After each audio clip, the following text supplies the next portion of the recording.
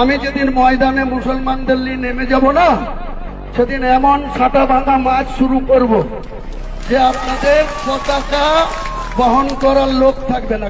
শুধু দমন নয়, অপরাধ নিয়ন্ত্রণে আরও কঠোর ও কার্যকর পদক্ষেপ। সংগঠিত অপরাধ, সমাজবিরোধী কার্যকলাপ এবং জননিরাপত্তার বিরুদ্ধে হুমকি মোকাবিলায় নতুন বিল শান্তি, নিরাপত্তা ও আইনের শাসন প্রতিষ্ঠার লক্ষ্যে এটি একটি গুরুত্বপূর্ণ উদ্যোগ। বিধানসভায় বক্তব্য রাখছেন মুখ্যমন্ত্রী শ্রী শুভেন্দু অধিকারী।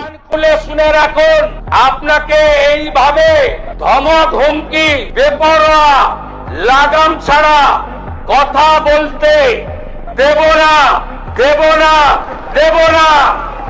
মহারাজ এবং অন্যান্য একাধিক বিধায়ক এখানে তুলে ধরেছেন নওদা বিধানসভার বিধায়ক মাননীয় হুমায়ুন কবিরের দুটি জায়গায় অত্যন্ত আপত্তিজনক, সাম্প্রদায়িক এবং সমাজ এবং রাজ্যের পক্ষে ক্ষতিকারক বক্তব্যের উপরে আমার সঙ্গে পরিষদীয় মন্ত্রী ডক্টর শঙ্কর ঘোষ যোগাযোগ করেছিলেন। আমি তাকে আশ্বস্ত করেছিলাম যে মাননীয় অধ্যক্ষ মহোদয় অনুমতি দিলে আমি এই সংক্রান্ত একটি স্টেটমেন্ট হাউসে রাখব।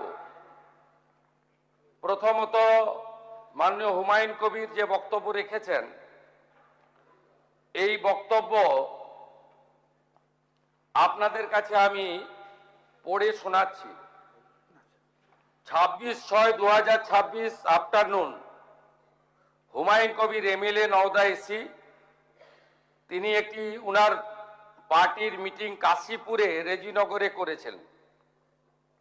সেখানে তিনি বলছেন, এই যে অনামিকা ঘোষ, সে ভোটে হেরে মনে করছে আমি এমএলএ, এখানে ভোটে হেরে বিজেপি মনে করছে আমি এমএলএ, এখানে এখন আস্ফালন করে বেড়াচ্ছে।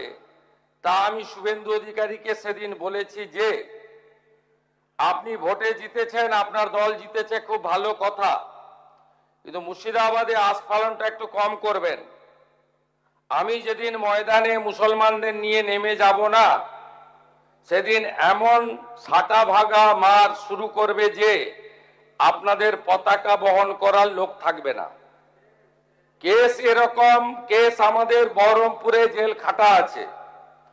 5000 লোককে আপনি বহরমপুর সেন্ট্রাল জেলের যা আয়তন, তাতে 4700 বা 4800-র বেশি লোক ধরে না। লাখে লাখে লোককে রাস্তায় নিয়ে নামাবো আর সাটা ভাঙা মার দেব আর জেলে যাব। কদিন জেলে আটকে রাখতে পারবেন, কত খাওয়াতে পারবেন দেখব। লিমিট যেদিন ক্রস হয়ে যায় না, মাথাটা যেদিন গরম হয়ে যায়, সেদিন আমি এসপি বুঝবো না, চিফ মিনিস্টারে বুঝবো না, আর কে কোথায় থাকলো আর কে কোথায় থাকলো না ওসব বুঝবো না। আমি নিজেই নেতৃত্ব দিয়ে দাঁড়াবো। এটা একটা ইনসিডেন্ট 1।